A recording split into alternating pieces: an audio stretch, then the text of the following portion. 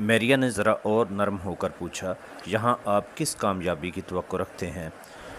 ابو داؤد نے جواب دیا، تمہیں معلوم ہے کہ فرڈینینڈ سرحدی عقاب کو ابو الحسن سے زیادہ خطرناک سمجھتا ہے۔ تو آپ اسے؟ ہاں، اگر کسلا والوں کو یہ علم ہو جائے کہ سرحدی عقاب اپنے پہاڑوں اور جنگلوں کی بجائے اس غیر محفوظ قلعے میں رہتا ہے تو وہ فوراً یہاں حملہ کر دیں گے، اور کوچوان کو میں اسی مقصد کے لیے بھیج رہا ہوں۔ میں تمہاری تسلی کے لیے اسے یہاں بلا لیتا ہوں۔ میریا نے کہا، نہیں، مجھے اس کی تصدیق کی ضرورت نہیں، لیکن انہوں نے ہم پر احسان کیا ہے۔ ابو داؤد نے کہا، مجھے یقین ہے کہ وقت آنے پر ہم بھی ان پر احسان کر سکیں گے۔ جب ہماری طرح یہ لوگ ہمارے رحم و کرم پر ہوں گے تو میں بھی فرڈینینڈ سے ان کی جان بخشی کروا سکوں گا۔ ربیہ کا دل دھڑک رہا تھا، لیکن اسے آنکھ کھول کر دیکھنے یا بولنے کی ہمت نہ ہوئی۔ اینجلا بولی، ابا جان، انہوں نے ہماری جان بچائی ہے، وہ ہمارے ساتھ انتہائی خلوص سے پیش آتے ہیں۔ اگر وہ ہمارے بدترین دشمن بھی ہوتے تو بھی وہ ہماری طرف سے نیک سلوک کے حقدار تھے۔ اور وہ طبیب جو صبح و شام ربیہ کو دیکھنے کے لیے آتا ہے، سرحدی عقاب کا ساتھی ہونے کے باوجود ایک فرشتہ ہے۔ کیا آپ اس کے تمام احسان فراموش کر دیں گے؟ ابو داؤد نے جواب دیا، اس کے متعلق شاید تمہیں معلوم نہیں کہ فرڈینینڈ اپنی آدھی دولت دے کر بھی اس کی دوستی خریدنے کی کوشش کرے گا۔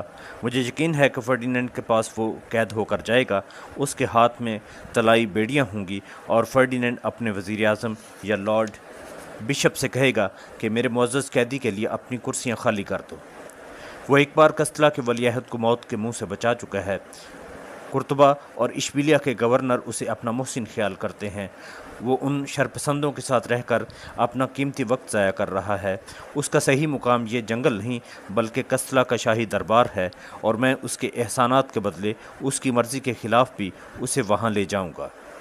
مجھے یہ بھی یقین ہے کہ وہ ملکہ اور بادشاہ سے سفارش کر کے بدر بن مغیرہ کی گزشتہ تمام خطائیں معاف کروا سکے گا۔ اینجلا کا خوف مسرت میں تبدیل ہونے لگا۔ اب تک اسے یہی خیال تھا کہ بشیر کے ساتھ اس کی عارضی دلچسپی یہاں سے رخصت ہونے کے بعد ختم ہو جائے گی، اور یہ حادثہ جس کے باعث وہ تھوڑی دیر کے لیے ایک جگہ جمع ہو گئے تھے، کسی دن ماضی کا ایک حسین خواب بن کر رہ جائے گا۔ بشیر کو پہلی نظر دیکھنے کے ساتھ ہی اس نے اپنے دل میں عجیب و غریب دھڑکنیں محسوس کی تھیں، لیکن اس کے ساتھ بے تکلف ہوتے ہوئے بھی وہ ہمیشہ یہی محسوس کرتی کہ ان کے درمیان ایک ناقابل تسخیر دیوار حائل ہے۔ اس ماحول میں اس کی بھٹکتی ہوئی نگاہوں کے لیے بشیر محض ایک عارضی مرکز تھا۔ اینجلا کی حالت اس مسافر سے مختلف نہ تھی جو اپنے رستے پر چلتے چلتے ایک درخت کے نیچے بیٹھ کر تھوڑی دیر کے لیے اس کی شاخ پر چہچہانے والے پرندے کی طرف متوجہ ہو جائے، اور اس کے پرسرور نغموں سے متاثر ہونے کے باوجود اس کے دل میں یہ خیال پیدا نہ ہو کہ وہ اسے اپنا ہم سفر بنا سکے گا۔ لیکن ابو داؤد کی اس گفتگو نے اس کے سامنے غور و فکر کا ایک نیا راستہ کھول دیا۔ اس کے سامنے مستقبل کے دھندلکوں میں کئی چراغ جگمگا اٹھے۔ آج وہ پہلی بار یہ سوچ رہی تھی کہ بشیر کے ساتھ اس کی ملاقات ایک ایسا حادثہ نہیں جس کا نتیجہ کچھ نہ ہو۔ چند لمحات کے لیے وہ اس سے نکل کر بہت دور جا رہی تھی۔ بشیر بن حسن کو کستلا کے شاہی دربار میں دیکھ رہی تھی۔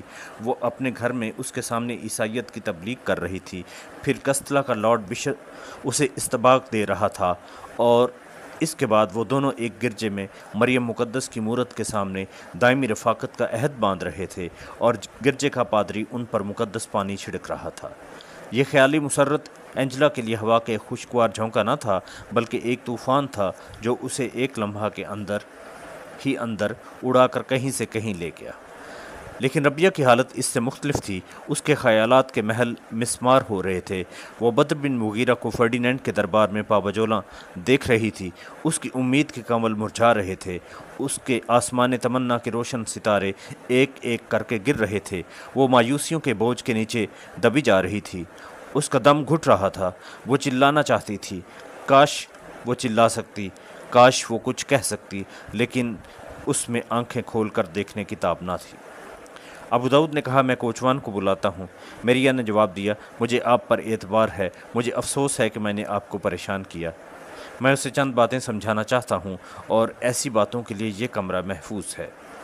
تھوڑی دیر بعد ابو داؤد کوچوان کو اپنے ساتھ لے آیا، اور دروازہ بند کرنے کے بعد آہستہ سے بولا، ربیہ، ربیہ۔ रबिया की तरफ से कोई जवाब न पाकर उसने कहा, ये अच्छा है कि रबिया सो रही है, एंजेला उस पर कोई बात जाहिर न करना। फिर थोड़ी देर चुप रहने के बाद वो कोचवान की तरफ मुतवज्जह हुआ। याद रखो, अगर तुम फर्डिनेंड का नाइट बनना चाहते हो तो ये काम होशियारी से करो। तुम्हारी ज़रा सी कोताही ये सारा काम बिगाड़ देगी। तुम सीधे सरहद के गवर्नर के पास जाओ और उसको ये कहो कि मैंने महज एहतियात की वजह से तुम्हें कोई तहरीर नहीं दी। मैं कोशिश करूँगा कि जुमा की रात सरहदी उकाब यहीं रहे। अगर वो यहाँ हुआ तो इस कमरे की दोनों खिड़कियों में शमें रोशन होंगी, जिसे हमारे आदमी बहुत दूर से देख सकेंगे। अगर सिर्फ एक खिड़की में शमा रोशन हो तो इसका मतलब ये होगा कि वो यहाँ नहीं है और हमला करने से कोई फ़ायदा नहीं। अगर रात तूफ़ानी हो तो भी हम ये कोशिश करेंगे कि वो एक या दो खिड़कियों से हमारे कमरे में रोशनी देखकर सूरत हाल का अंदाज़ा कर सकें।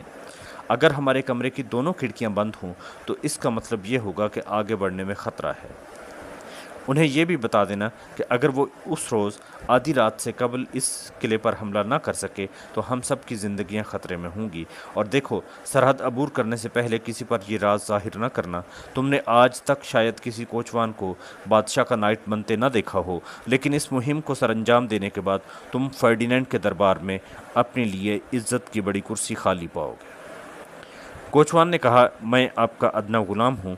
अगर मेरा आका गरनाता का बादशाह बन जाए तो मैं फर्डिनेंड का नाइट बनने पर उसके दरवाजे का पहरेदार बनने को तरजीह दूंगा। अबू दाऊद ने जवाब दिया, मुझे तुमसे यही तवक्को थी। अगर मेरे मुकद्दर का सितारा चमक उठा तो मेरे वफ़ादारों में सबसे पहले तुम्हारा घर रोशन होगा। तुम मेरे महल के पहरेदार नहीं बल्कि मेरे दरबार की जीनत होगे।